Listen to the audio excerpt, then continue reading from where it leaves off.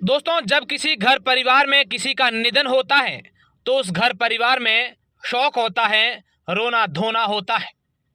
लेकिन क्या कभी आपने ऐसा सुना है कि कहीं मृत्यु का उत्सव मनाया जाए, मृत्यु को त्योहार के रूप में मनाया जाए?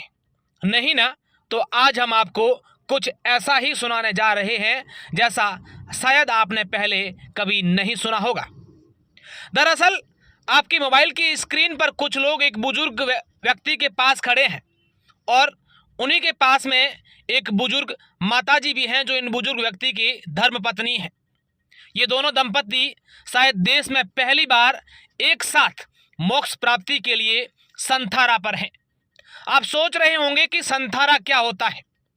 संथारा जैन धर्म का एक ऐसा रिवाज है जो ये पवित्र रिवाज मानते हैं और ऐसा मानते हैं कि संथारा के तहत हमें मोक्ष प्राप्ति होती है। जब कोई इंसान को ये लगता है कि अब मेरे जीवन के कुछ दिन ही बचे हैं तो जैन समाज में ऐसा एक धर्म रिवाज है कि वे लोग अन्न और जल का त्याग कर देते हैं, जिसे संथारा कहते हैं। और जिस घर में संथारा होता है उस घर को उत्सव के रूप में देखा जाता है। वहाँ लोग जाते हैं, जिन्होंने संतारा लिया होता है उनको नमन करते हैं, भजन कीर्तन करते हैं, साधु साध्वियाँ आती हैं और उस घर में एक उत्सव सा माहौल होता है। दरअसल ये जैन दंपति बाड़मेर जिले के बालोतरा क्षेत्र के जसोल गांव के हैं और इन दोनों ने एक ऐसा निर्णय लिया है जिनको देखने के लिए आज हर कोई आ रहा है। देश में ये पहली बार हुआ है कि कोई दंपति एक साथ मोक्ष प्राप्ति के लिए संथारा कर रहे हो। पूरे समाज के लोग, इनके रिश्तेदार और आसपास के लोग इनके घर आ रहे हैं। घर में भजन कीर्तन हो रहे हैं, सब लोग इनके दर्शन भी करते हैं। दरअसल जो महिला है, इन्होंने आज से 10 साल पहले ही यह निर्णय ले लिया था कि मैं साध्वी बनूंगी, दीक्षा लूंगी। लेकिन जब इनके पति की अचानक से तबीयत खराब हो गई, इनको हार्ट अटैक आ गया और हार्ट अटैक का इलाज करवाने के बाद एकदम से स्वस्थ होकर वापस घर लौटे, तो इन्होंने निर्णय ले लिया कि अब मेरे जीवन के कुछ ही दिन बचे हैं, क्योंकि मैं किसी चमत्कार से वापस स्वस्थ हुआ हूँ और अब मैं संथारा लूँगा और अपने मोक्ष प्राप्ति करूँगा। ये जसोल के पुखराज जी संकलेचा और गुलाबी देवी जी संकलेचा हैं। अब इनके बेटे ने, इनके भाई ने और इनके साध्वियों ने क्या कहा है, जरा ये भी सुन लीजिए। मेरा नाम कांतिलाल संकलेचा। ये संथारा कौन है, क्या? ये संतारा वाले मेरे मम्मी और पापा है दोनों। तो मेरी मम्मी का तो 10 साल पहले संकल्प लिया हुआ ही था कि मुझे 10 साल बाद में संतारा लेना है, क्योंकि इनकी 2 ने दीक्षा ली थी। उसके उपलक्ष्य में उन्होंने बोला था कि इनको जब 10 साल होगा तब मैं संतारा लूँगी। जब इनका 10 साल पूरा होने आया तब पिताजी को अटैक आ गया। अटैक आया तो जोधपुर 10 दिन मेडिकल्स हॉस्पिटल में रहे। तो एक बार तो डॉक्टर ने मना बोल दिया था, सीसीयू पे भी इनका ब्लड प्रेशर 0 था। लेकिन 12 घंटे के बाद, 24 घंटे के बाद में इनकी आंखें खुल गई, होश आ गया इनको। तो 10 दिन के बाद जब घर पे आए तो बेड पे थे, हम सेवा कर रहे थे, तो उनको खुद को, पिताजी को मन में आ गया कि मुझे संतारा लेना है और खुद ने त्याग पछाण कर लिए कि मैं आज से नहीं खाऊंगा पीऊँगा नहीं।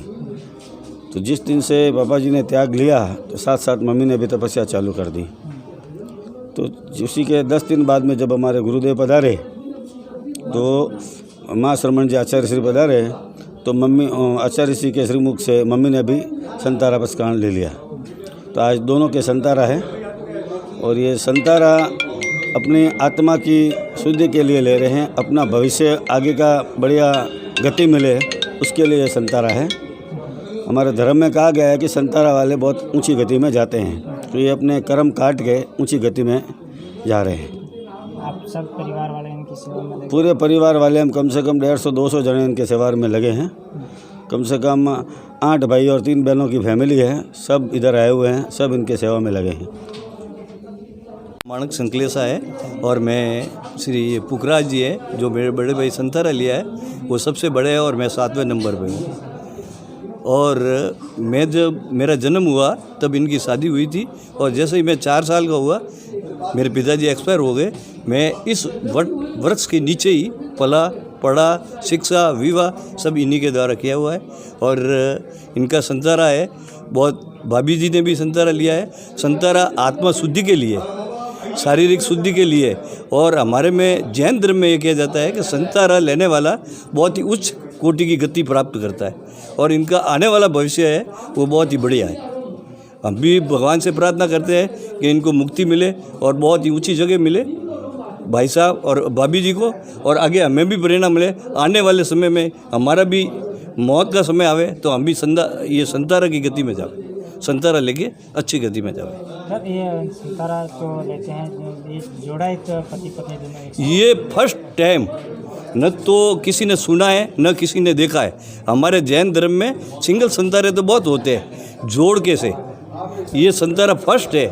इसीलिए ये पूरे इंडिया में क्या, हिंदुस्तान में भी जैन समाज बहुत बचा हुआ है। ये ऐतिहासिक है कि एक को दे के एक संतारा लेवे। संतारा लेना एक कोई छोटी चीज़ नहीं है, अपनी मौत से लड़ाई करनी है, और मौत से लड़ाई बहादुर लोग भी कर सकते हैं। जैसे भाई ने अन्न त्यागा, भाभी जी तैयार हो गई कि मैं भी आज से अन्न नहीं खाऊंगी, और उनके भी 17 की तपस्या है, और भाई के भी 17 का संतारा। आज समझो भाभी जी के भी 17 का संतारा ही है।